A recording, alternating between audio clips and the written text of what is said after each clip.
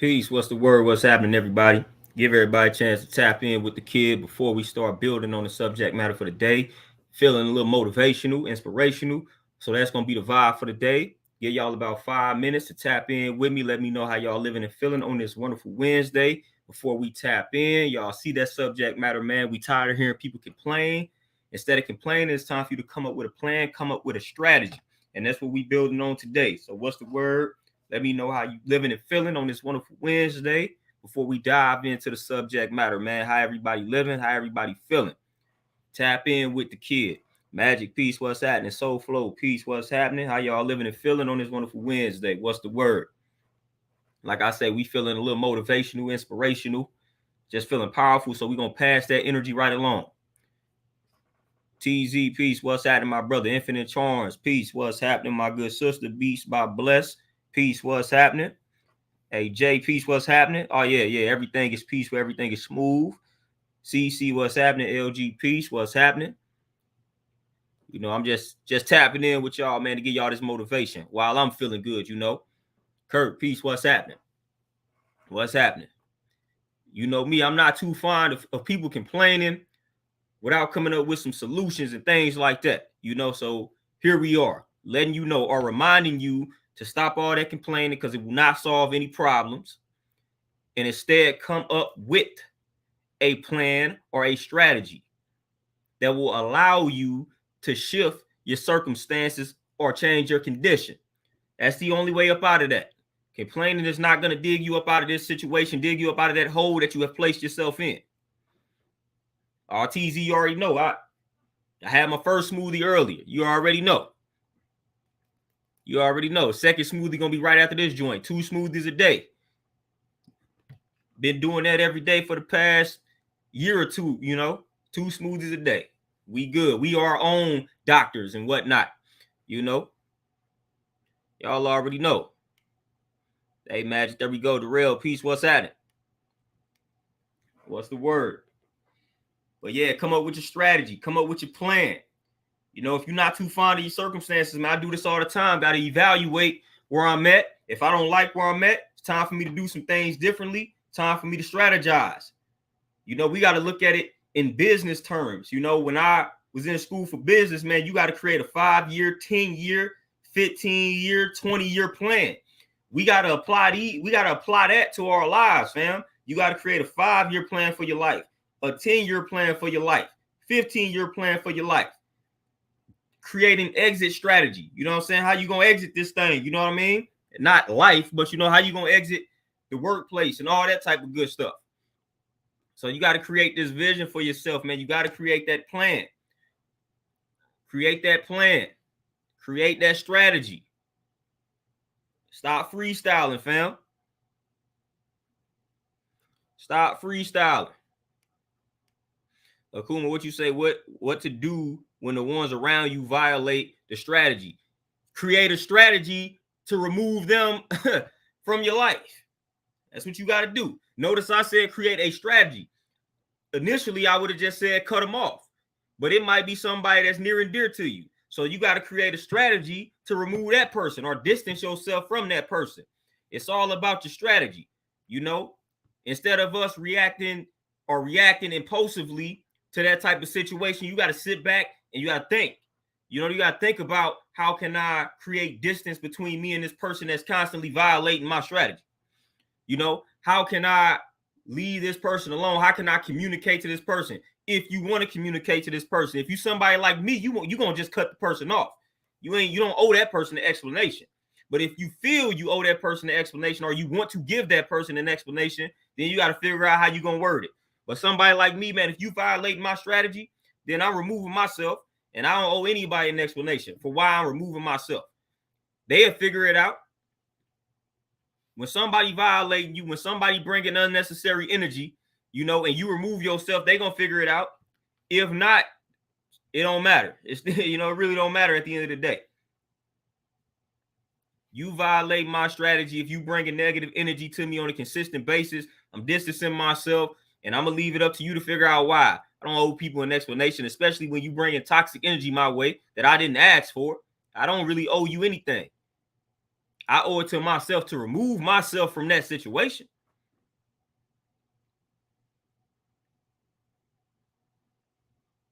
Kuman, okay, yeah. And of course, as I've been saying in previous streams, those are going to be the ones that undermine your strategy. Those are going to be the ones that hate on you the most, family. So at the end of the day, like I said, I don't care what our relation is. If you bringing that type of energy to me, I value my health more than I value anything else in life. I value my health more than I value any type of relation, or blood ties. I value my health more than I value any of that. So I'm not about to compromise and sacrifice my health just to keep somebody around me simply because of a label, simply because we family or we blood. Like, nah, I'm good. If you are causing me to compromise and sacrifice my health, you got to go. You have got to be removed from this situation. MC, what's happening? Got to be removed. And that's part of coming up with a plan. That's part of coming up with a strategy. Figure out the people that you got to remove from your life. When you're striving to elevate, it's inevitable that you will have to remove some people. Because if you're not satisfied with your current situation, then by default, you got to do some things differently. And part of that will involve you analyzing the people that's been around you the most. If you've been around if you have been around some people for years and your circumstances are not changing or you are regressing, then those people have something to do with your regression or you staying stagnant or remaining stagnant. So you got to change the circle. You got to do it. Clocks in, peace. What's happening to you? What's happening with you? You got to change it up, so that's inevitable. When you creating your strategy or your plan, your 5-year plan for yourself, be like, I'm not satisfied with where I'm at. You got to analyze them folks that's around you. There is no way on this planet, if you have been in the same predicament or position for 5-10 years, those people that's been around you that whole time, they not good for you. They not good for your elevation. They not good for your elevation and your growth. If you striving to take it to the next level, unfortunately, somebody got to go. Somebody got to get cut. It's like sports, fam. You know what I'm saying? You might have somebody that's been on your squad 5-10 years. You tried to build around them. You the owner of the team. You tried to build around this person, but it ain't working out. So you're going to have to rebuild. Like, look, all right, man, it's time for us to trade, bro. We didn't had dude for 10 years. We didn't put the best pieces we can around them. It's not working out for the franchise. It's not working out for me. It's not working out for you. So we just going to go ahead and ship you out where you have a better opportunity to grow and win. And we just going to rebuild. Sometimes that's what you got to do. You got to look at your inner circle like it's a sport. You know what I'm saying? Like it's a sport. That's your squad. I done been with y'all for 10 years, man. We done ran our course. It's time for me to rebuild. Time for me to rebuild. We regressing. You know what I'm saying? Tony, peace, what's happening? So that should be part of your strategy, man. What is your strategy? Where do you see yourself in 5 years? What is your 5-year plan for yourself? What is your 10-year plan for yourself? A lot of us black folks, we don't have this type of stuff written down. You know what I mean? We don't look that far ahead, and we know why we don't. But we got to start mapping these things out. What we say, writing our history in advance. We got to start doing that, fam. We gotta start doing that, fam. If I were to ask you right now, what is your 5-year plan? Like, how many of you all would be able to answer that in depth, in detail? You know what I mean? Like, a lot of us ain't able to answer that question because we haven't thought about it. If I say, what's your 10-year plan? 10-year plan for not only your career or your job, but your 10-year plan for your health, health and fitness, your mind, your mental health, your relationships, all that good stuff. All of this should be included, fam. For your family, your health, your finances, all of that. We should have a 5-10-year plan for all of this. We got to get better at strategizing. That's one of the reasons why we are behind, because we don't strategize. We don't plan. We just sit around and cry, complain, and whine a lot. We do that a lot. We got to plot this takeover, fam. We got to put this down on paper. You know, that's one of the keys to manifesting is to write it down, fam. Write it down. You know, get you these index cards, man. Write them joints down and keep that in your pocket. Keep that on you at all times. Put it in your wallet. You know, so anytime you feeling down, you got a summary of your 5-year plan written out. Like, all right, boom, read that to yourself. Keep it up on you. That's how you do it. Come up with a plan, though, man. Come up with that plan. Now, of course, everything don't go as planned, but even you include that in your plan. You know, if I gotta deviate from this plan, what other avenues will I take? See, that's part of planning. Part of planning is realizing, hey, everything may not go according to plan. I might have to detour. Something might happen in life that will cause me to have to deviate or take a detour from my plan. If that happens, what am I going to do? How am I going to handle that? That is included in your plan when you plan properly. Like, come on. Beast by bless, you know, exactly. Stay ready so you ain't got to get ready. That's the name of the game. That's the mantra. That's the mantra. Stay ready so we ain't got to get ready. You know, that is the mantra at all times. You know, so I'm always staying ready, man. We got to stay on point. We got to stay on top of the mental. We got to stay on top of the physical.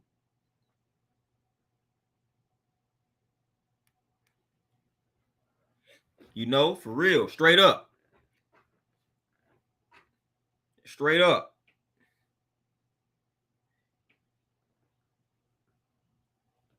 You know, we got to understand, and this is another, I was talking to an OG, and this is always my outlook. It could always be worse. Life has a funny way of humbling us sometimes.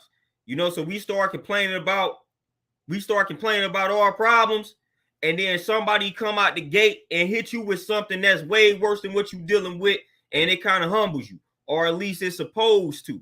You know, I'll be complaining about something small. Then I run into somebody, man, they done lost, you know, they done lost their son, they done lost their mother and father all in the span of a few months. I'm like, all right, let me go ahead and chill out. It could always be worse. My circumstances and situation could always be much worse. You know, I'm breathing, bro. When I'm breathing, like I can see, I got both my arms, I got my legs functioning. Man, I'm able to change the game. I'm able to change some things. It's people that don't have both their arms. It's people that don't have both their legs. It's people that cannot see. You know what I'm saying? It's people that can't speak, people that can't hear, all this type of stuff going on. Some people didn't wake up this morning. All this type of stuff is going on. So again, when I start thinking about that, what am I complaining about? Yeah, I got problems just like the next person. But me sitting around highlighting the problems as if these problems don't come with any solutions, what's the point? What's the point? If there is a problem, there is a solution to the problem. There is not a such thing as a problem with no solution. Now, the solution may be hard to figure out, but that don't mean that there is no solution. If there is a problem, there is a solution, and that's an actual fact. Jay, you say, have you been overseas? If not, where would you go and why? No, I have not been overseas, but there is only one continent that I want to go to, and that is Africa. Now, where in Africa do I want to go? That I do not know yet, because I've been told I'll be welcomed a lot of places in Africa. You know, so I'm trying to figure that part out. But I definitely want to go to Africa, man. Definitely want to kick it amongst my brothers and sisters in Africa. I just got to figure out which country in Africa that I would like to travel to. But when I go overseas, the first place I'm going is somewhere in Africa. I just got to figure out which country, though. But I done been told by my Cameroonians, my Nigerian folk, Zimbabwe. I done been told I'll be welcomed in all of these places, man. So I just got to figure out which one I want to hit up. But y'all, when y'all see me overseas, y'all definitely gonna see me in Africa somewhere. You know, that's part of the plan. Part of this planet that I'm talking about. You know, write this stuff down, jot it out. Get you that calendar. You know what I'm saying? Speak these things into existence, man. Write the goal down as if it's already accomplished. All that type of good stuff, man. The basics of basic tools of manifesting that y'all already know. Y'all got to put them into motion, though.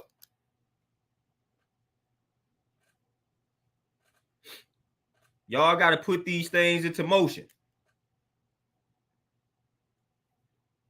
Like, for real, put them into motion. Y'all know the science. Y'all know the science. Y'all know the math.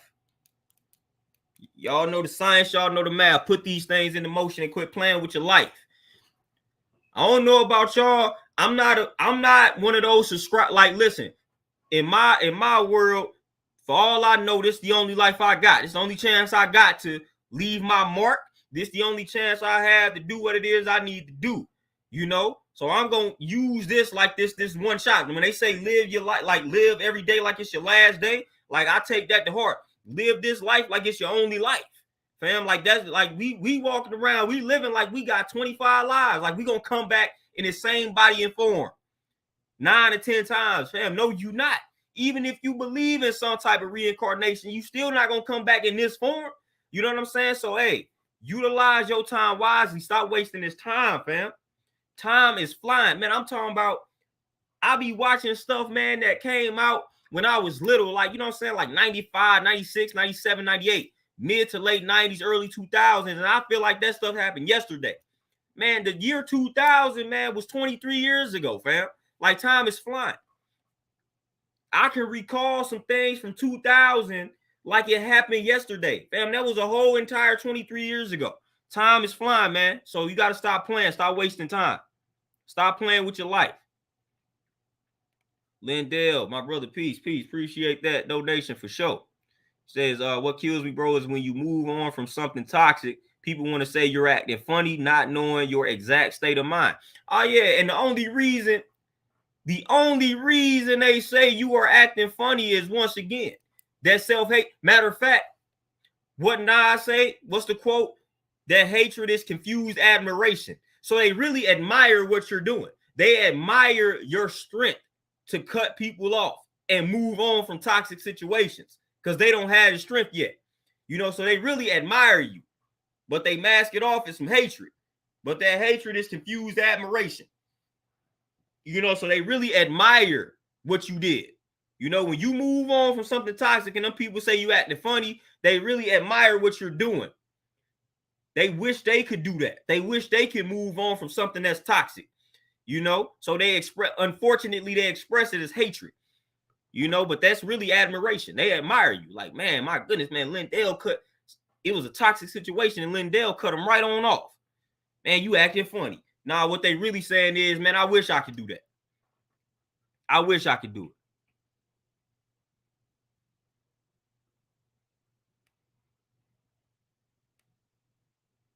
Clocks in, you say, what are some blueprints for structuring a good plan? Now, great question, because I done had to create many of business plans back in my day for schooling and just in real life. One of the first things that you must do, the best thing, is a SWOT analysis. You don't have to do a SWOT analysis for a business. You can do a SWOT analysis for yourself. A SWOT analysis, for anybody that doesn't know, strengths, weaknesses, opportunities, threats.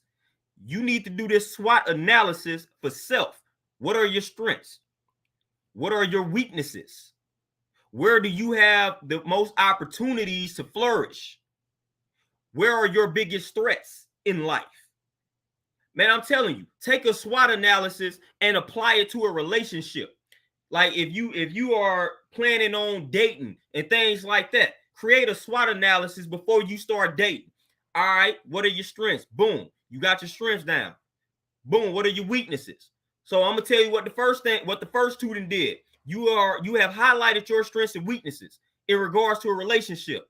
Now, when you are entertaining somebody else, now you know where you strong and you know where you weak. So now you know where you need somebody to pick up the slack when you analyzing a potential spouse, mate, partner, whatever. You know, you say, all right, I know I'm weak here, so I need somebody that's strong in this area. You know, I'm strong in this area, so I don't necessarily need for her to be that strong in this area. I can pick up that slack here. you know. And then as far as like the opportunities, if you get with somebody that's on your level, what opportunities do y'all have in regards to building, establishing a family, generational wealth, all of that good stuff? What are the threats? You know what I'm saying? The threat part can come in from just entertaining people. When you create like a list of people that you may be entertaining, like what are the threats if I was to continue on with this person? Maybe it's maybe her family is wicked. Maybe maybe her cons or maybe her flaws can present problems down the line. You know, when you establish what the possible threats can be, then you will figure out a way to avoid the threat, or you will figure out a way to handle the threat when it presents itself. You know, so that SWOT analysis is crucial. And you can apply the SWOT analysis to any and everything. So that's one of the first things that I recommend doing when it comes to structuring a plan. Strengths, weaknesses, opportunities, threats. You know, and then don't sleep on the brainstorming phase. Just brainstorming ideas on a daily basis, carving out time to creatively think. I was reading a book that says something along the lines, and I'm gonna do the math here real quick before I quote what I read out the book. Give me a second here. Let me do the math verbatim here. Let me do the math. Because when I present this to y'all gonna be like, hold up. Like this how simple life could be. All right, so boom. Now, we all know we study entrepreneurs. We study folks that have been successful. We study folks that have reached a certain level of success. And they will all tell you the same thing. All it takes is for that one big idea. All it takes is for that one big idea to take you to that level that you're striving to reach. All it takes is one big idea. You do not need 1,000 big ideas to hit. All you need is that one big idea. All that one big idea to hit, and you didn't made it. So it's one idea. So imagine, I got it out this book. Imagine if you sat down for 30 minutes to an hour each day, and you came up with 20 ideas a day. And imagine you didn't think on the weekends. You didn't conjure up didn't think on the weekends, but you didn't come up with any new ideas on the weekend. So imagine if you come up with 20 ideas a day, 5 days out the week, Monday through Friday. That's 100 ideas a week. That's roughly 5,200 ideas a year. Now you telling me out of this 5,200 ideas, you don't think one of those could crack? One of those could crack the code? Come on now. It's the law of averages. The more ideas I come up, the more chances I'm giving myself to come up with that one idea that's going to hit. But see, we have let society dull our minds. So we don't sit down and allow ourselves to use that imagination to think creatively. You got to carve out time for your day, just like we carve out time to do everything else. You have got to schedule time to think creatively. Give yourself 30 to 45 minutes to come up with a bunch of ideas. And I'm talking about, it don't matter if the idea sounds stupid. It's brainstorm. Write it down. Come up with some ideas on a daily basis. And I'm telling you, you keep coming up with 20 ideas a day, you're going to come across that one idea that you like. That's it. That's the one. So carve out some time to think creatively on a daily basis. That is very important. It's very important. So you got the SWOT analysis and just carving out time to think creatively on a daily basis. So you coming up with these ideas, eventually some of these ideas going to start making sense, and you start putting these things into motion. And then once the one idea finally clicks, then now you got something to work with.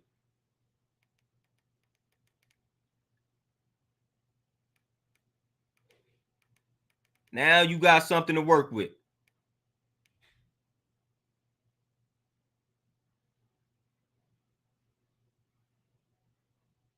Devin, peace. What's happening? Hey, we know the two YouTube be hating. It's all good. But yeah, that SWOT analysis, allowing yourself time to think creatively, you know, and then once you settle on an idea, even if this idea is not one of the ideas that work, you still, at the end of the day, is keeping documents. So you just coming up with ideas on a daily basis. This is something that you do consistently. You know what I mean? So whatever idea you decide to put in motion, that don't discredit the other ideas. If this idea don't work, you still got these other ideas that you done conjured up that you haven't put into motion. So once you come up with some ideas and you say, okay, I'm about to try to put this one in motion. Now from that idea, when you strive to put it into motion, okay, another SWOT analysis gonna come into play. You know, and then with the SWOT analysis, like I said, you have to start, like, let's just say it's a business idea or a business venture. Then you're going to create marketing strategies. You know what I'm saying? Who is my target audience? Who is my ideal customer? You're going to create mission statements. Things like that going to come into play. A financial, you know, you got to do spreadsheets by studying the industry that you plan on entering. You know, you got to study the top dogs in the industry. What type of money do they make? Because I'm striving to reach the top 10, top 5%. So you studying the finances of the top 5% in the industry that you plan on entering. Even if you're not striving to start a business, even if you working in a career field, you still want to do the same exact thing. You know, if I'm going into a career field and I'm studying the financial aspect of it, what do the top dogs in my position make? Or the people that start off in my position, what is the highest level they can reach? And how long does it take for them to reach that level? You know, so you start accumulating these numbers. You know, that's the math. So you start doing the math. How long would it take me to reach? If I'm starting here and the people that usually start here, they end up here. This is like the ideal spot. And this is somewhere where I would like to end up. How long does it typically take a person? And then what is the roadmap? What do they have to do? What credentials do they have to have? How long does it take to get the credentials? How much is it going to cost for me to get the credentials? So now you plug it in numbers. You got to plug in your numbers. And you plug in numbers by studying people who've done what you striving to do. For the most part, there is somebody or several people who have done exactly what it is that you are striving to do. So once you figure out what it is you want to put into motion, now it's time to start studying.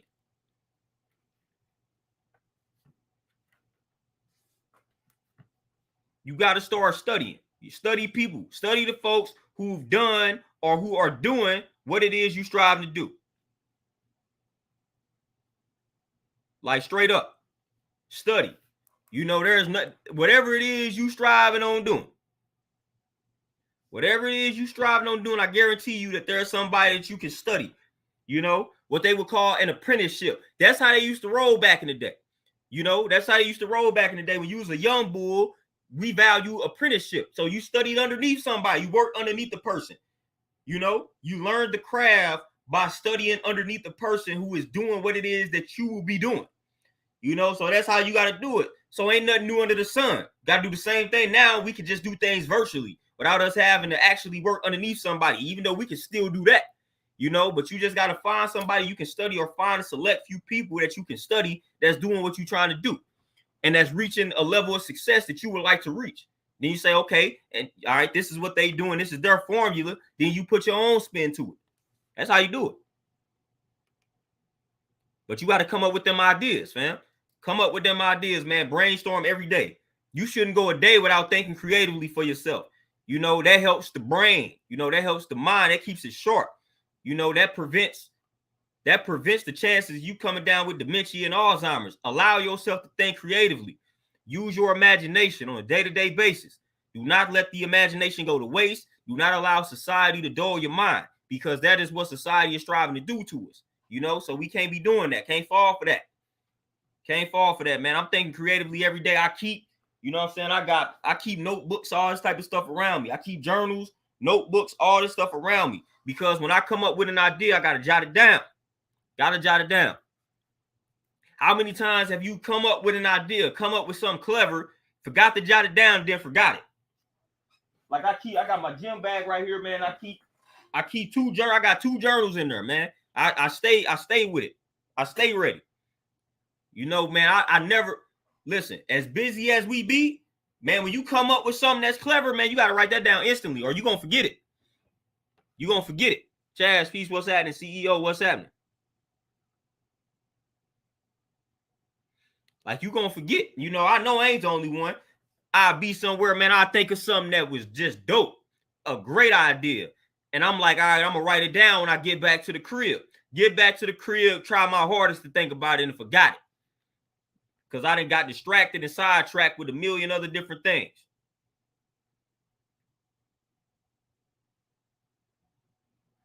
You know, I done done that plenty of times. So now I stay strapped with some journals. You know what I mean? I stay strapped with some notebooks. I ain't got time for that. I ain't got time for that. I ain't got time for it. I'm staying strapped with the pen. I keep about 2 or 3 pens in my pocket. I would not allow myself to forget anything. And I like to keep it old school. I like to jot stuff down in some notebooks. I ain't with jotting stuff down in my phones. You know, they tapped into the phones out here, so I don't like to give them all that. So I stay strapped and I jot things down on a pen and like on paper in a journal. You know, I'm keep it old school. I ain't putting all that into the phones and whatnot, man. I ain't got time for that. You know, so I'm gonna jot that joint down in the journal, in the notebook. All right, Tonio, for sure, man. I'm trying to tell you, forget something real quick, man. I done came up with $1 billion ideas and forgot them joints. Then forgot. You know what I'm saying? I talking about some great ideas and forgot. You know, be trying your hardest to recall. So like, nah, I ain't even gonna play around like that now. Soon as I come up with something, I will stop what I'm doing. I will stop what I'm doing. Let me write that down real quick. Let me put it in this notebook. You know, literally get you an idea, like an idea book, like, you know, a notebook dedicated to ideas. Where you ain't really even journaling. You know, boom, it's just ideas. You just come up with an idea, boom, put it in there.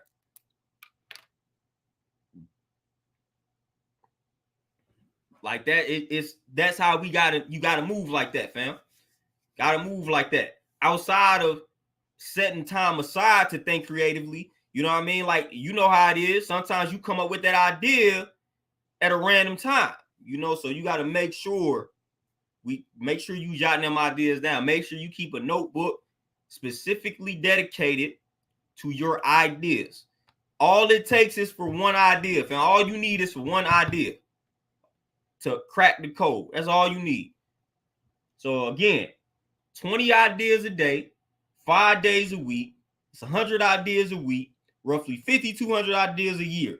You mean to tell me out of 5,200 ideas, you're not going to be able to drastically change your circumstances off of one of those? Come on now. I know we some powerful people. You know, so if each and every one of you came up with 5,200 ideas a year, I know one of those ideas can do something for you. I promise you one of those ideas can do something for you. Like, I promise you. I don't think there's anybody on this stream that if y'all came up with 100 ideas a week, you wouldn't be able to find that one idea at the end of the year that'll finally shift your circumstances for the better to get you the life that you deserve. Jot them down. And when you put them into motion and they don't work, exit out. Boom. Yeah, try out that one, didn't work. On to the next idea. Boom, didn't work. Cross it out. Keep crossing them ideas out and coming up with new ideas until one takes you to where you need to go. Straight up. Straight up. We done done enough of the whining, the complaining, the crying. We done enough of that. You know, it's like when people come to me for fitness, when people come to me to lose weight, whatever the case may be. Like, we're not gonna spend too much time crying and complaining about the weight not falling off. We gonna keep trying things until we find what works. That's what we gonna do. Justin, what's happening? That's what we gonna do. We gonna keep applying things until we find the thing that works. You know what I'm saying? We gonna keep adding foods, subtracting foods until we find out what works. We gonna have you do all type of forms of fasting until we find out the ones that work. Fam, like, that's what we gonna do. I done tried everything and nothing is working. You're lying. You ain't tried everything. You tried everything that was comfortable for you and convenient for you. Now it's time to try the stuff that's outside of your comfort zone. You know, I do not like when people tell me when it comes to any goal in life that they done tried every approach. No, you have not. You have tried the approaches that you wanted to try that were convenient for you. You didn't try the uncomfortable ones. So when it comes to like weight loss, I tried everything. I started talking to them about 24-hour fast or 48-hour fast. I'll be like, you ever did? They'd be like, nope. I'm like, so you ain't tried everything. Because there's no way you about to be out here fasting and you ain't losing weight. You know what I'm saying? So you don't tell me you done tried everything. You ain't started fasting. And then you probably fasted and you didn't fast properly. It's a way to fast, you know? So I'll be like, man, stop telling me you tried everything. Stop telling yourself you tried everything. Because you haven't. You have not.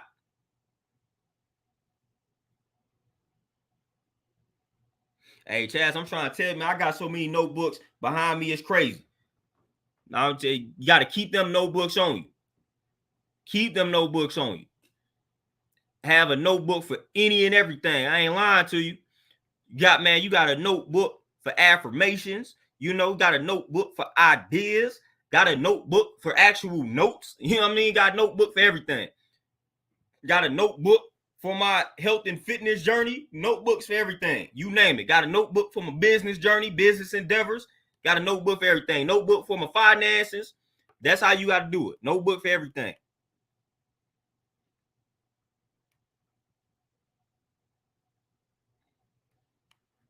Notebook for everything, man. We gotta document, you know, document.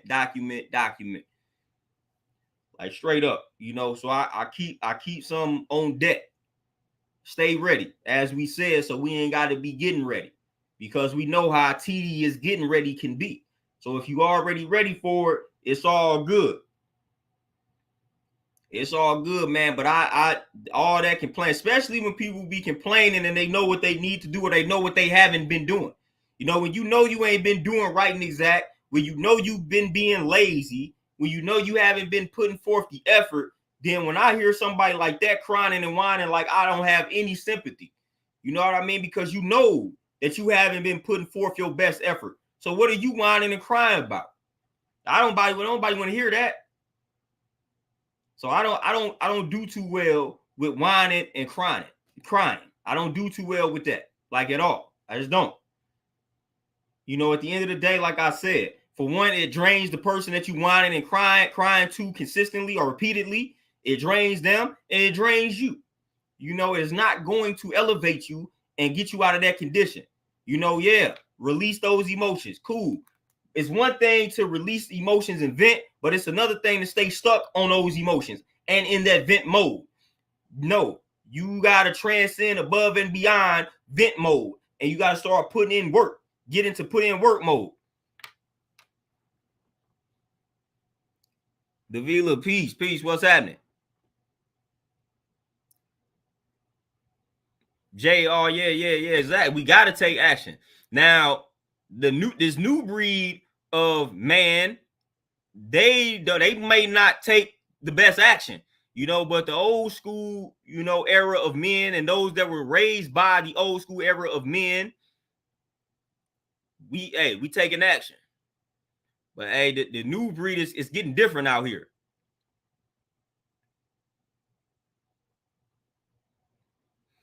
Hey, Akuma, hey, it happens to the best of us, fam. You know, RZA, when his basement flooded and he lost all the tapes that he was working on. You know what I mean?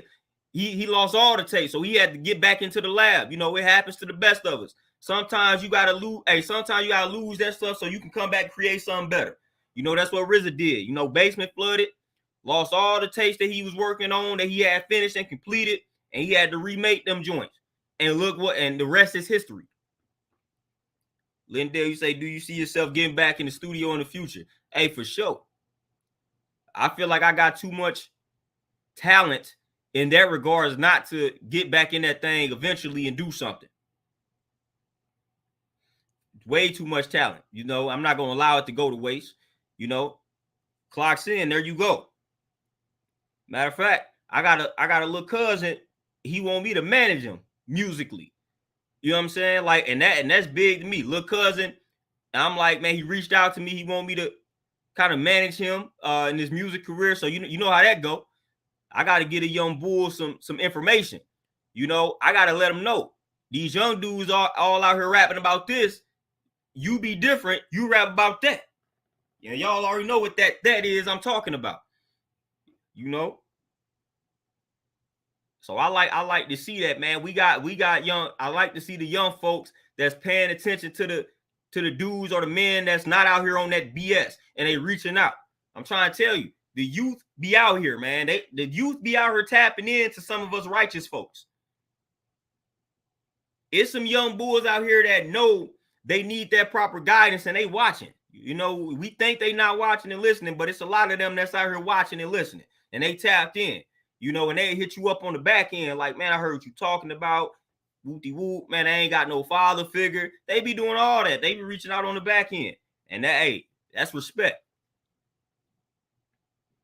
Jabril, what's happening? Feminine Melanin University, what's happening? Peace, what's happening? You know, so again, you never know who is paying attention to you. You know, you never know who is listening and watching you. I'm always telling people that you never know, man. You never know who's paying attention. You never know. You know, so I know it'd be a lot of young brothers, young bulls that's paying attention to what it is that I'm doing and saying. That's why I carry myself in a certain type of light. If y'all notice me, I don't use a lot of profanity. I do that for a reason. Because I have a certain, when I use profanity in my personal life and experience, the times when I was using profanity heavy, I was using it out of anger. So anytime that I use profanity, more than likely I was mad. So I had to, me not using profanity is me practicing self-control. It takes a lot of control. If any of y'all would have known me 12, 13 years ago, every other word that came out of my mouth was profanity. So one day, you know what I'm saying? Somebody hit me to it, you know, and then I decided to exercise control. So when you see me not use profanity, that's me as a man exercising control. That's discipline. I can easily get on here and use a ton of profanity like it's nothing, but I'm exercising control for me because I know back in the time when I was using it, it was a lack of control. I was angry. Anytime I was cursing like that, man, anytime I was using profanity like that, I was angry. You know, so I say, no, I got to exercise some type of self-control. You know how people do semen retention and things like that? Profanity was something like that for me. So when I would be exercising a vice or utilizing a vice too heavy, I'm the type of person that's going to do something about it. If I feel like, man, my language ain't right, I'm the type of person that's going to admit that to myself and I'm going to strive to change it. So I'm going to say, look, I gotta stop using this language so much. Boom, I'm gonna do something about it. You know, if I'm eating the food that I ain't supposed to be eating, I'm going to acknowledge that. I'm going to examine self. I'm gonna say, look, man, I should not be eating this food. So I'm boom, I'm aware of what I'm doing. You know, I'm very conscious, which that means awareness. Like I'm very aware of what I'm doing, fam. So that's knowledge of self. You know, so when I tap in and I examine myself, when I acknowledge the vices and the things I shouldn't be doing, and I'm gonna find a way to put an end to that. All right, man, I gotta stop eating these foods. So I'm gonna boom for 5 days. I'm not gonna indulge, and then on the weekend I'm gonna do this, that, and the third. Mr. DJ, appreciate the cash app. Like, see, I go about life like that. That's how I done made the changes that I've made, analyzing myself and analyzing the energy that comes with certain decisions. When I'm eating these sweets, when I'm eating this garbage food, I realize it came from an emotional place. I'm angry, I'm upset, frustrated, whatever the case may be. So I just go grab some garbage food. I say that's a lack of control. So I'm like, nah, I don't like being out of control like that. And that lack of control leads to more lack of control because now you about to indulge in some food that's going to tamper with your hormones. That's going to have you more out of whack. So I'm like, no, I got to have some control over this. Practice discipline, you know? So that's when I start doing things like that. I analyze the energy that comes behind certain decisions. When I use this language, what's the energy behind it? It's an angry energy. I'm not in control when I'm angry. When I gravitate towards this type of food, what's the energy behind it? It's an emotional place. I'm angry, I'm depressed, whatever the case may be. I say I'm lacking control at that point. So let me do something about that. That's how I got to go about it. I ain't going to write it off. It's a lot of people write it off. Well, I'm an emotional eater, you know, so like they justify it. Man, don't justify that. You know, you got to watch what you feed the subconscious mind. The subconscious mind going to think that's okay. It don't know how to decipher fact from fiction. So when you keep telling yourself I'm an emotional eater, you are rationalizing your bad decisions to your subconscious mind. So you making it seem like it is okay that every time you become emotional, it is okay for you to grab what we call junk food. Like, nah, it's not okay, fam. It's not okay to be emotional and grab food that is destroying you. That is not going to make your emotions better. Even though temporarily you may feel some sort of relief and comfort, long term, it's causing damage. So you got to stop telling yourself, oh, I'm an emotional eater. You know, I just eat like this when I'm emotional. Man, we always emotional. In the wilderness of North America, when are black people not emotional? So when you tell yourself you are an emotional eater and you don't know how to control your emotions, you setting yourself up for failure. When you make it seem like it's acceptable to be eating when you're emotional, or eating certain foods when you are emotional. It's cultures that tell you you shouldn't consume any food when you are emotional. That's the rule of thumb. When you start studying Eastern cultures, they tell you never consume any food when you are angry, depressed, anxious, even extra excited. You know what I'm saying? You should never consume foods when you are extra riled up on an emotional tip. That will tamper with the digestive process. Fam, y'all already know how it go. If you deal with anxiety, whatever environment or situation triggers your anxiety, you start having to go to the restroom, like your stomach start feeling a certain type of way. That is that science. You should not be consuming foods when you are in that type of environment anyway. So that's not okay. So, you know, when we start making it seem like that's something that's acceptable, like that's a problem. But your subconscious mind gonna accept whatever you tell it. So again, watch what you feed the subconscious mind, fam.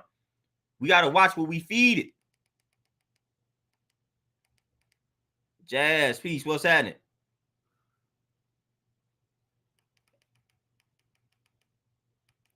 Oh, Jay, yeah, I gotta go. I gotta head to Mississippi once again for a family reunion, but I'm definitely watching it. At first, I had Crawford in the fight, but now I don't know who I got. Now I don't. That thing can go either way. Hey, feminine melanin for sure. That discipline, man. You know how many people that I train that come to me and say they basically admire my discipline. You know, and I still lack discipline in certain areas. But man, discipline, man, like people sleep on discipline. Discipline is not that easy. You know, it's not that easy to be disciplined in most areas of your life. It's not easy. I watch it all the time when I go out to eat with people. You know, when I just examine the dietary habits of people, like, man, discipline. A lot of people lack discipline. Lack discipline. Jazz, I'm trying to tell you, and this is how I determine if somebody is just addicted to food. You know what I mean? When I tell somebody to fast for just 24 hours and they look at me like I'm crazy, or when they say they tried it but couldn't go to her whole 24, I'm trying to tell you, even when I warn them beforehand, like, you might get a headache, you're going to feel this way, you know, you're going to feel worse before you feel better. Even when I give them the warning, they can't do it. I'm like, man, we addicted. So again, we be talking about the crackheads and all these people that's on this crack and shermed out. You ain't no better, man. If I tell you to lay off food for 24 hours and you can't do it, thinking you're going to die, because I promise you, you're not going to die. Promise you.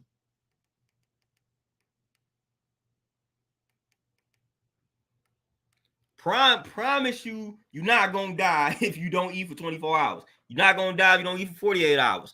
But that'd be my test, man. You try to get people to fast out here for 24 or 48 hours, they can't do it because we got food addictions. And we know why. You know, they have instilled all them chemicals in the food that have us addicted. Feminine melanin, you say Mississippi. Where, if you don't mind me asking? That's my home state. Oh, yeah, it's a small town called Gloucester, Mississippi. It's about an hour or so from Jackson, and about maybe 40 minutes from Macomb, which the family reunion is in Macomb, which is where we will be. But I got people. Gloucester is where my people are from, but we got people spread out, man. I got people in Louisiana, got people in Jackson, but that small town right there is where both my mother and my father are from. I'm talking about town so small, you blink, you up out of there. Yeah, 24 hours. People, 24 hours. Like, matter of fact, 24 hours, and it ain't even just food. If you want to see if you got a problem, Like whatever it is that you indulge in, try to go 24 hours without doing it. If you have if just thinking, your thought process is your problem. If you just think a lot of negative thoughts, try to go 24 hours with nothing but positive thoughts. You know how hard that, I guarantee you 95% of the people will fail. If you try to go 24 hours with nothing but positive thoughts, see how successful you are. See how easy that is. See how easy it is to just go 24 hours with no negative thought. No negative thought. No negative thought. Try to go 24 hours with no negative thought. Try to do that. Hardest thing on the planet. Hardest thing on the planet. I'm trying to tell you, go 24 hours, no negative thoughts. And what I mean by no negative thought, you might have a situation where a negative thought is trying to creep in on you or creep up on you, but you instantly neutralize it. You instantly neutralize it. So that would be the rule of thumb. If you have a situation where you just wondering and a negative thought just so happens to creep in, you instantly neutralize it. But try 24 hours, just no negative thoughts. Trying to tell you, see how many people will succeed in that. And when you strive to do things like that, the way the world is structured right now, anytime you striving to do something positive for yourself, the moment you say, look, I'm about to refrain from this for 24 hours, you're going to get hit with all opposition. So if you say 24 hours, no negative thoughts, you're going to get hit with all situations that will provoke you to have negative thoughts. Prime example, one of my biggest triggers that I've had to work on is road rage. So every time that I tell myself I'm about to work on my attitude, my energy, it never fails. Soon as I get in that car and drive, I get behind the slowest driving people on the planet. And that is instantly road rage try to kick in on me. Now, the days that I don't tell myself I'm trying to work on my attitude, work on myself, everything's just fine. I don't get behind nobody slow. It always be the days where I'm like, look, I'm about to go this whole day and I'm about to think this way. Soon as I get in the car and hit the roads, everybody I get behind is driving 1 mile an hour. I kid y'all not. Because that's one of my biggest triggers. Man, I ain't gonna lie, I got road rage severely. You know what I mean? But I'm working on it, so it's getting better. But I promise you, every time I say, man, I'm about to sit back, today gonna be a day, nothing but positive thoughts. Soon as I get in that car and leave, something dumb is happening in traffic. I get behind somebody slow, or I get behind, or the fool get behind me doing some weird stuff. Something weird gonna happen in traffic. But that's that test for myself. That's that test for myself. So whatever your triggers are, the moment you say I'm gonna go 24 hours with an attitude of gratitude, them triggers it's like that next day, them triggers gonna slap you all in the face.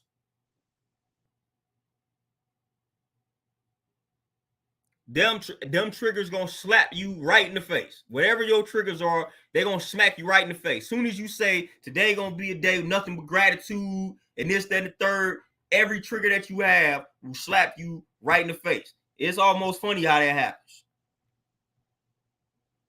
It's almost funny how that happens. Melanin University, people can't meditate for a minute. You tell people to meditate for 1 minute, they can't do that. They can't concentrate for 1 minute. Our attention, like literally, our attention span is a few seconds. Even when you business-wise, they tell you, man, you got about 7-10 seconds to grab somebody's attention before they go on to the next thing. Like the attention span is horrible. When you tell folks to meditate, when you bring up meditation, they be like, man, I can't do that. Man, I can't. You want me to sit there and do this and do what for 5 minutes? I can't do that. They swear they can't meditate. People love telling you what they can't do. So this how my pops used to hit me with, well, what can you do? We spend all this time talking about what we can't do. My pops used to hit me with, what can you do? And that's a good question. That's a good question to ask yourself. What can you do?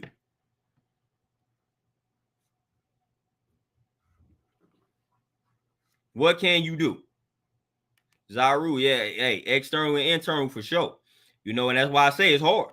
It's hard. Go 24 hours without, I'm telling you, without something at 24 hours without anything that you're dealing with right now. It ain't even gotta be food. 24 hours without food, 24 hours without cigarettes, 24 hours without weed for some of y'all that smoke, 24 hours without anything that you feel like is a crutch, that you use as a crutch. It's hard, fam. It's hard. 24 hours without your cell phone, without using your phone, without getting on social media. I'm trying to tell you, 24 hours without any of this, man, you're going to be itching for it like a fiend. I'm trying to tell you. 24 hours.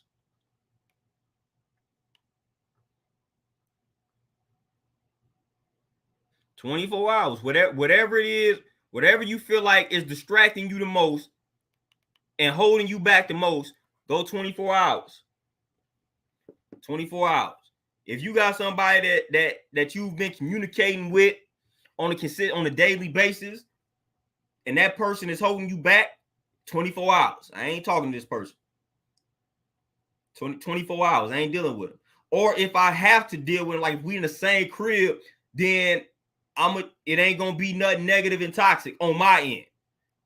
I'm gonna give them peace and love no matter what it is that they demonstrate to me. And I'm going to keep it pushing. I'm not going to allow that person to cause me to stoop down to their emotional level. I'm going to give them peace and love, and that's it. 24 hours. I ain't about to argue with you. I ain't about to debate with you. It's going to be peace and love, and I'm out. 24 hours. So you got to start with that. A lot of times we be aiming too high too fast. Instead of us saying 24 hours, we like, I'm finna go 3 weeks. Well, how you gonna master 3 weeks if you ain't mastered 24 hours? So you gonna fast for 14 days, but you ain't never fasted for 24 hours. Then you try to fast for 14 days, you be like, man, it was hard. I couldn't make it. Yeah, you couldn't make it because you didn't master the art of fasting for one whole day first. You know, so we gotta learn, we gotta stop doing that. Gotta stop doing that.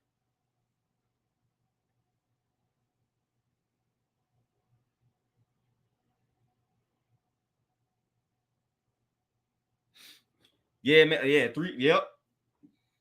I'm trying to tell you, the concentration is off. The concentration is off. People can't concentrate. They distracted. Too many devices distracting them. Concentration is off. You know, I remember when I was studying Facebook marketing, Facebook advertising, and the dude, like, these are the people that they made all money off of Facebook, like on Facebook. But the first thing he said was, remove the Facebook app from your phone. And I'm like, well, that don't make any sense if I'm trying to make the money off it. But he was like, he got to remove the app from his phone. He like, look, I'm feeding the people that's addicted to Facebook, but I'm not going to be one of them. That's literally what he was saying in the book. Like, I'm studying Facebook advertising, and the people that's out here making the money off of it, dude was like, nah, I'll remove the app from my phone. Like, I don't have the Facebook app on my phone. I only get on Facebook from the browser, and I check these numbers, and then I'm off of that thing. You know, so that's how they was operating.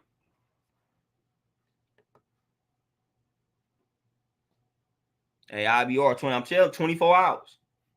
If you can't go 24 hours, that's how you can determine if something is really a problem for you. That's my rule of thumb. If I can't go 24 hours without doing it, then it's a problem. It's a problem, and I need to figure out ways to solve this problem. You know what I'm saying? So if you don't feel like you have a problem with something, try to refrain for 24 hours from it, and see how you feeling, man. You see how you feeling.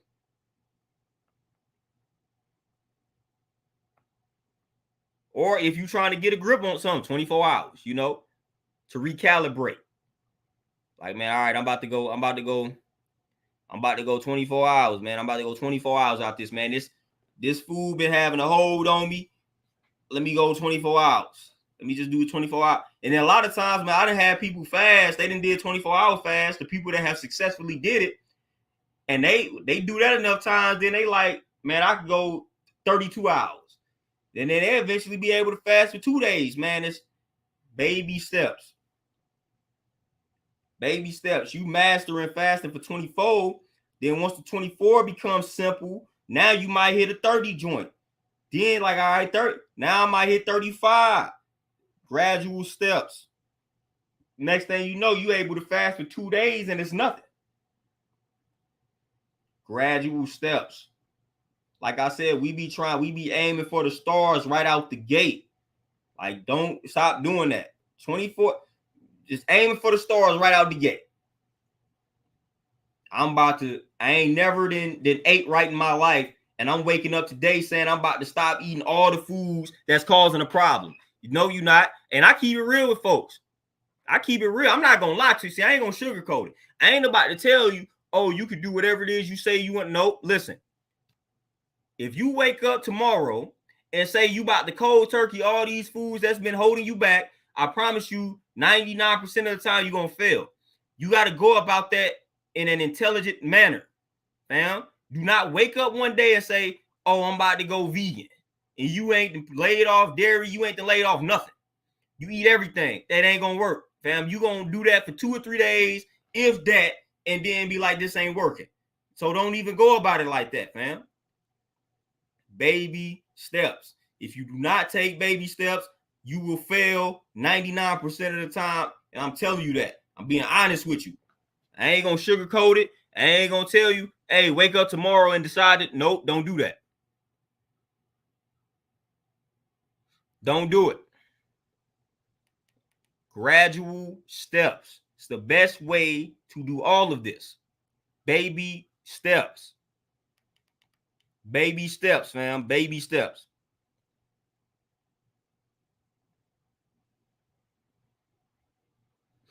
Hey, Chaz, man, listen. Hey, you said a mouthful with realizing many people are addicted to negativity and stress.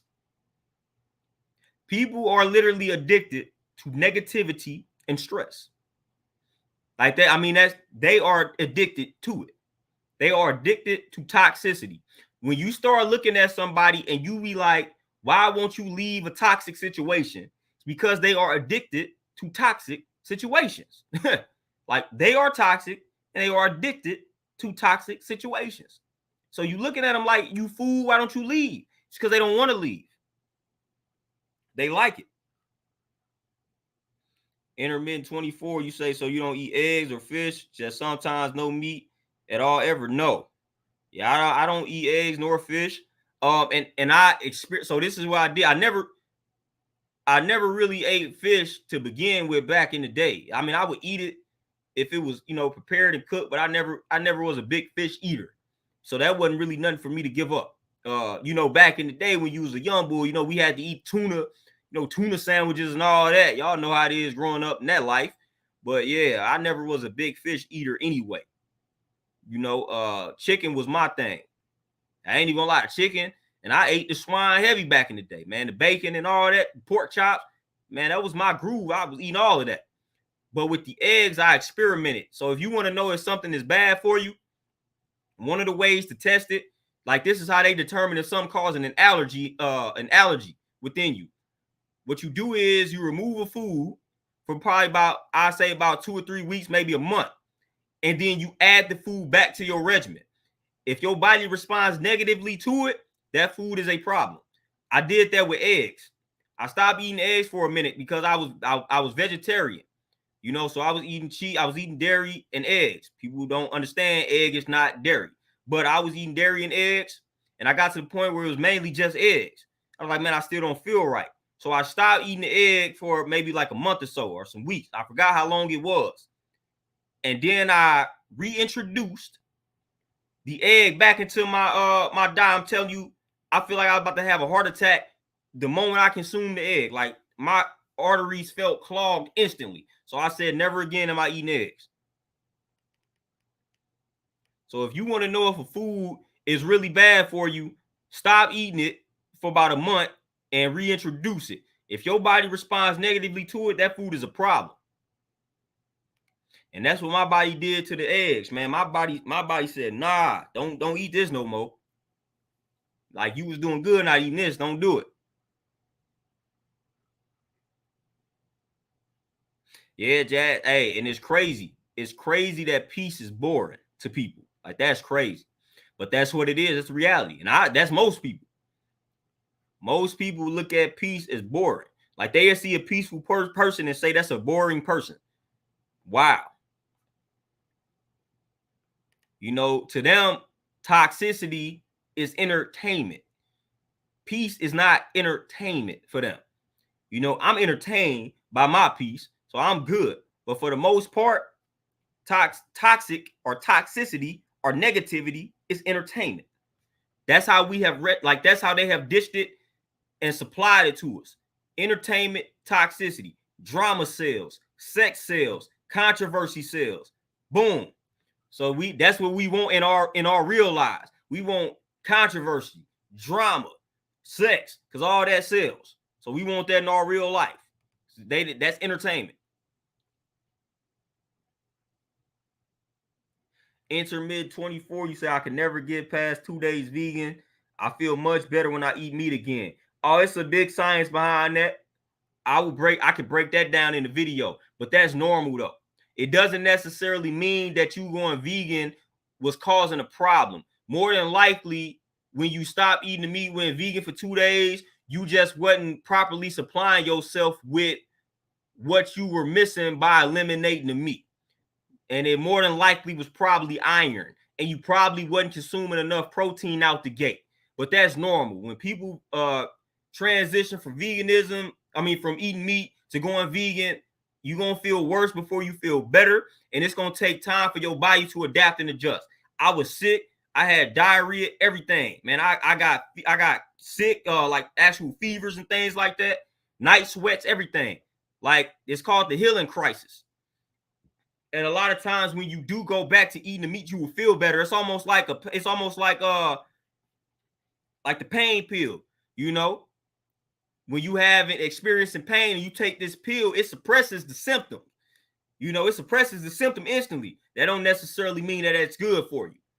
Opposed to taking some herbs for the same type of situation. The herbs may take a little bit longer to kick in, but they are healthier for you in the long run. Well, Lada, what you say? What do you do? What do you do when someone keeps speaking negative to you after you told them you wanted to change for the better? That is so hurtful, man. Listen, like I said earlier, if you can't just instantly cut that type of person off, then you got to create a strategy and a plan to distance yourself from this person or remove this person out of your life. Simple as that.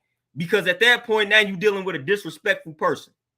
If you have told somebody that you wanted to change for the better and they are insulting you by speaking negatively around you, bringing the stuff around you that you know is a trigger, you dealing with a disrespectful person. And I suggest cutting that person off eventually. I don't deal with that. That's disrespect. We don't tolerate disrespect. We don't tolerate it. Molded, not chosen. Appreciate that donation. You say you have to go into new endeavors with the open ears and small steps of a child. 100%. 100%. 100% facts. 100% right and exact right there. While you saying I am proving my change to myself, but to keep hearing that response from someone I looked up to, oh yeah. And it hurts. It hurts, especially when it comes to certain people. But nah, at the end of the day, if you disrespecting my growth, you got to go, fam. I don't care who it is. I don't care if it's mother, father, grandmother, grandfather. I don't care who that is. You disrespecting my growth, you got to go.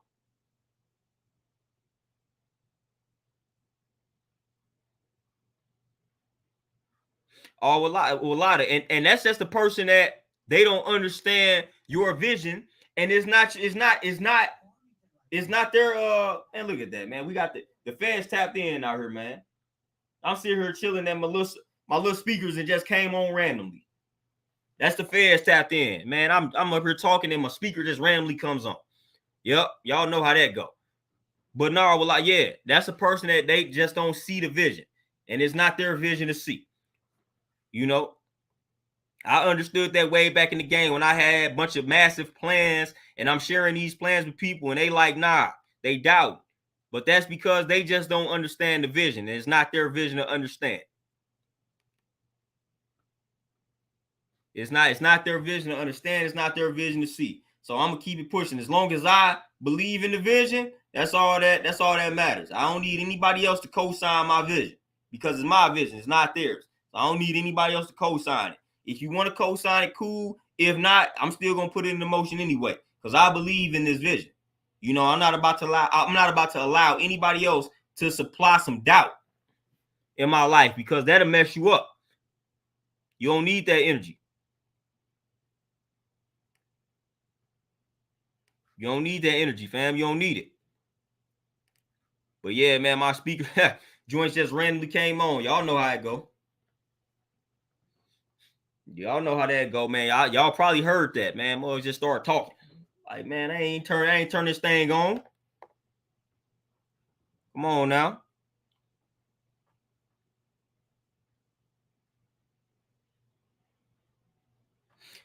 Devin, man, hey, and I just had this conversation with myself. Yeah, I talk to myself. I feel like you crazy if you don't talk to yourself. I talk to myself all the time.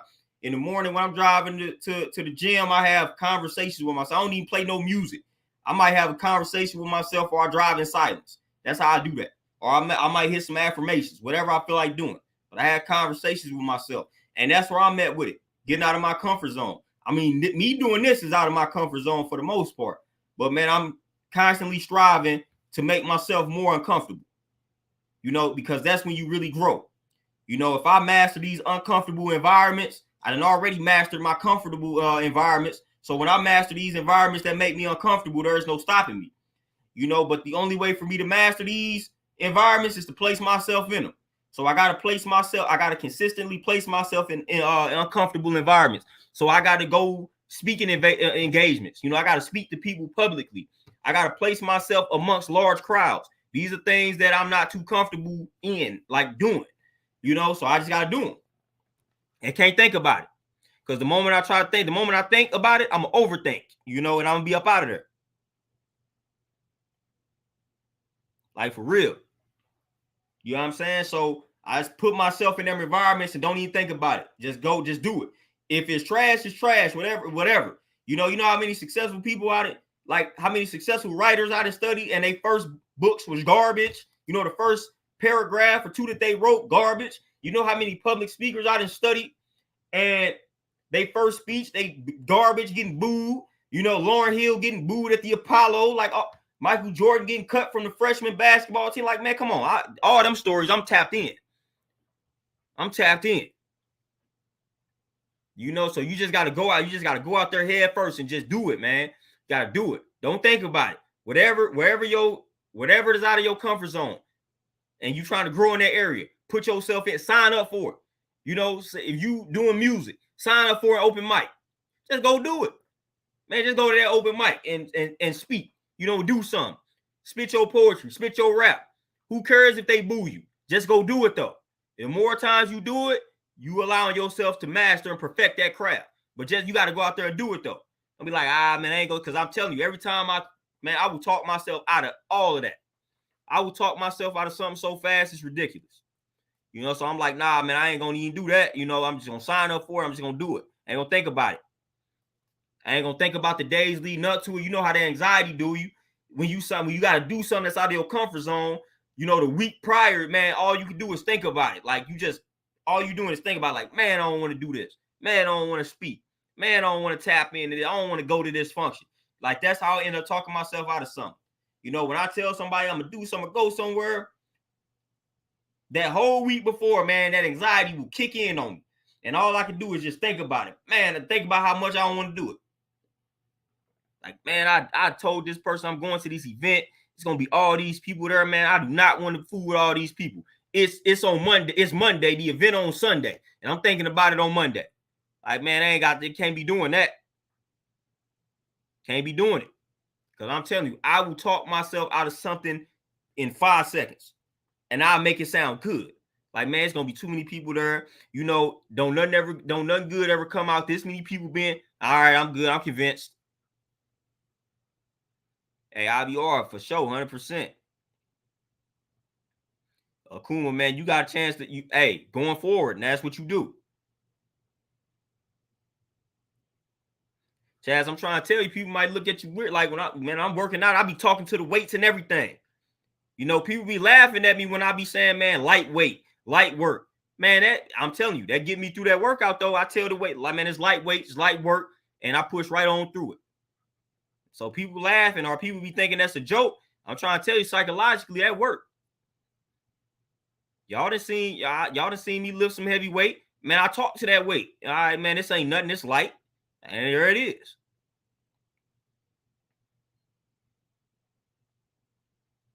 And so, man, I still ain't put myself in a concert yet. And there's been plenty of concerts around here, as you know. You know what I'm saying? So I still got to get there with it. I still got to get there with it. But hey, it's all good though.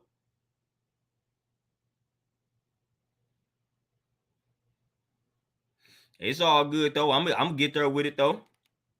Baby steps, you know what I'm saying? Baby steps.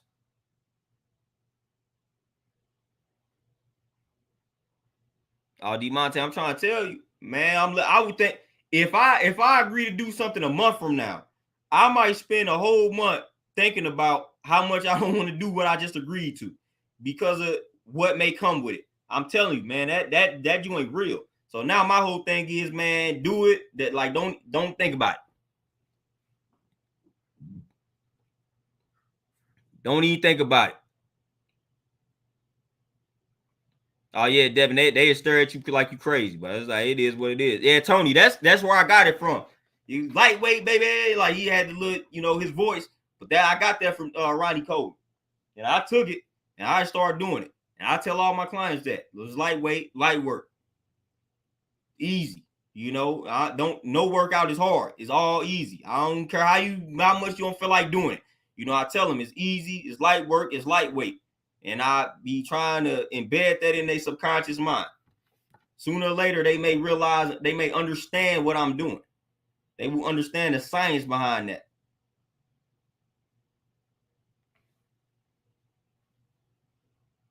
Yeah, eventually they will understand the science behind it. But yeah, man, you got to trick you got not even trick yourself, man, but you just got to plant the right seeds out here, man. You got to plant the right seeds. That's imperative. But y'all see me, man. I be handling business at the same time. Hey, it never stops out here.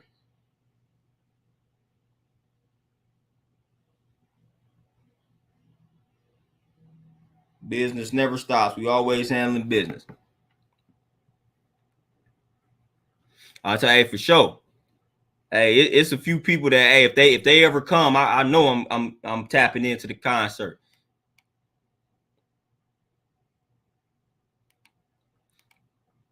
Yeah, Tony, for sure. That's exactly what it is, and that's exactly what I was doing. That's exactly what I was doing. Psychological conditioning for sure. That's exactly what I was doing. Exactly what I was practicing. I mean, I still practice it. Man clocks in. That's on the bucket list for sure. That me going to LA is on the bucket list for sure. Only places I go that is down south. You know what I'm saying? So me going to LA is on the bucket list 100%, man. I gotta make my way out there. People be thinking I'm from Cali by the way I talk. You know what I'm saying? But yeah, that's on the bucket list for sure. That I'm trying to tell you, me public speaking is way out of my comfort zone, but I feel like that's what I was designed to do. You know, so that tour is gonna be coming sooner than later. Me traveling and speaking. You know, that's one of them things. You know, it's one of them things where what you feel called to do is in direct opposition to your personality. You know what I'm saying? Like George Jefferson. You know, George Jefferson, you know, the character on the Jeffersons, George Jefferson, Sherman Hemsley, whatever his name was, you know, you watch the Jefferson, you think that he was one way, but in real life, dude was like an introvert, didn't really fool with people. But you would never guess that from him as George Jefferson. You would think that this dude was like an extrovert and just like that type of dude. He wasn't though. You know, but what he was called to do was different from his actual personality. You know, and I feel like that's what I'm wrestling with. I feel like the things that I'm called to do in life don't coincide with my strong traits in regards to my character and personality. So I got to work on them weak points in order for me to really master these crafts. So that's all good though. It's all good. So I'm work on it. I ain't gonna use them as excuses. Boom, what's happening? God is Nyla, peace, what's happening? Clocks in, man. You already know. I gotta hit up some part, get a workout in.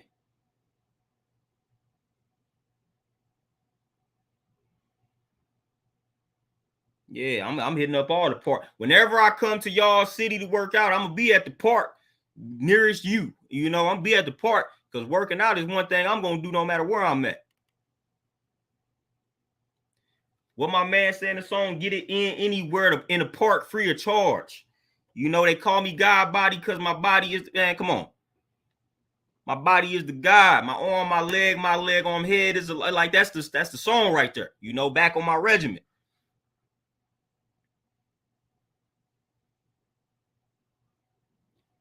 Like for real.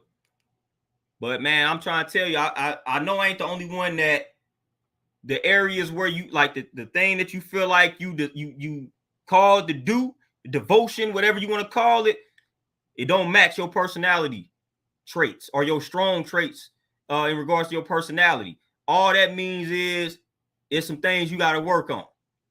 You know what I'm saying? Like that's all that means. Get out your comfort zone, fam.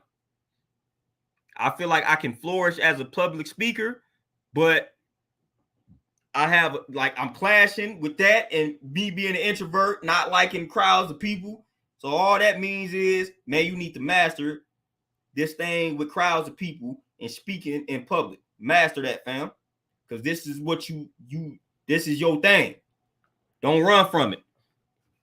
Run to it. Tony, exactly. You definitely got to do it. That's why when I used to, like back in school, one of the ways I used to actually conquer my fear, you know what I'm saying? Like just conquer the anxiety is when we used to have to present. I used to always volunteer to go first. Queen K, peace, what's happening? I used to always volunteer to go first.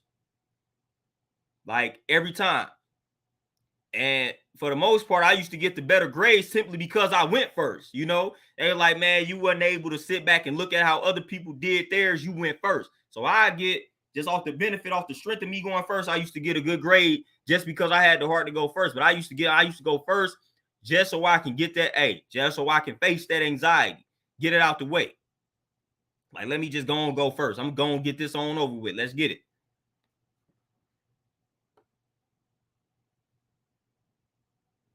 Hey, the God is Nyla for sure, you know, and we just trying to continue to step in that purpose for real. Dean, what's happening? You know, so I'm always striving to elevate. I'm always striving, you know what I'm saying, to work on them weak areas. You know what I mean? Chaz, there we go. I'm trying to tell you. I already know what it is I'm supposed to be doing. I'm holding myself back from doing it. And I already know it. Like, I don't blame nobody. Like, I'm not where I want to be because I'm not doing what I need to be doing. And I'm holding myself back. So I know what it is. I'm holding myself back. I could have been out here, man. Y'all could have been hearing my name. And I could have been in y'all city. I could have been doing all of this. I'm holding myself back. Ain't nothing stopping me from doing this. Ain't nothing stopping me from hopping in the whip, driving to wherever y'all at, and setting up shop. I don't care if 10 people show up. Ain't nothing stopping me from doing that but me. You know, there is no entity, there is no force stopping me from doing that. I'm stopping myself. Like, I can board a plane. You know, I can do all that. I'm the one holding myself back. You know what I'm saying? Like, that's just what that is. And I'll be the first to tell you that. So I'm done with that. So I've acknowledged that. So now it's like, all right, let me go ahead and eliminate that. Let me stop doing that. We're trying to wait for everything to be perfect for me to make a move. That don't even make any sense. You know, everything already is perfect. I'm good. I'm functioning. You know, I'm fully functioning. I got my health. You know, I got a proper mindset. I'm good. So everything's already perfect. You know, so again, like I say, I'm holding myself back. And when you analyze your situation, I guarantee you will reach the same conclusion. You are holding you back. Whatever it is you need to be doing, and if you're not doing it right now, you are the reason why. It's nobody else's fault. I didn't be honest with myself in relationships with myself, in relationships with other people. You know, I've never blamed anybody else that I was in a relationship in regards to why it didn't work. Even if I feel like they heavily contributed to it, I played a part in it. Maybe I led the person on longer than I, I led that person on. Like I should have never did that. Whatever the case may be. I had something to do with the downfall of this relationship. I ain't never placed any blame on. I don't do that. To me, that's trash. You know, so I'm always looking in the mirror. It's easy to take that finger and say, do that. It's easy to do that. It's hard to take that finger and go boom. Nah, so I don't do that. You know, I don't do that. If something is not going right in my life, I say, okay, how did I contribute to this? Because I guarantee you I contributed. I had a contribution.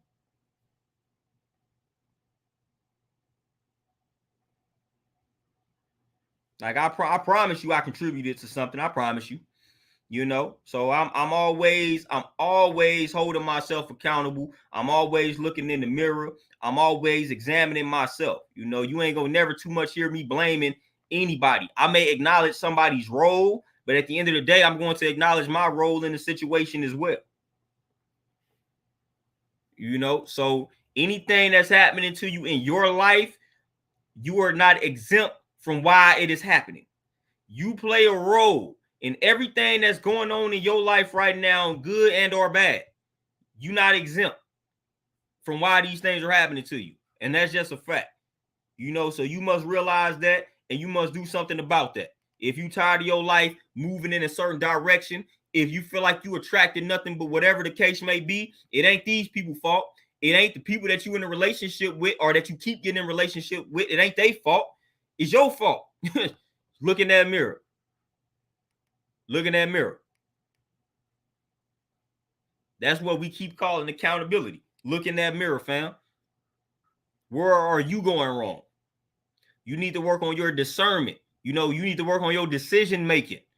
Like, what do you need to work on? Forget all this other stuff. Trying to tell everybody else what they need to work on. You come on now. You might as well talk to this wall. But talk to yourself, though. See what you need to work on and work on that. Trying to tell everybody else what they need to work on like you got it all together. No. Nah.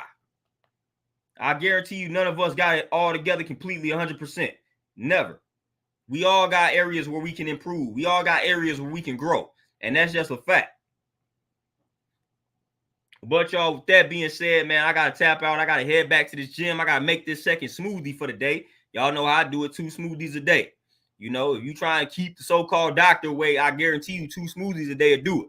You know, so that's what I've been on. That's what I'm going to continue to be on. Drinking these smoothies, getting them fruits and veggies in, along with this water. You know, but hey, I'm going to let y'all enjoy the rest of y'all Wednesday. I may try to tap in with y'all again tomorrow, but I'm definitely not going to be able to tap in this weekend because I got to head down to Mississippi for this family reunion.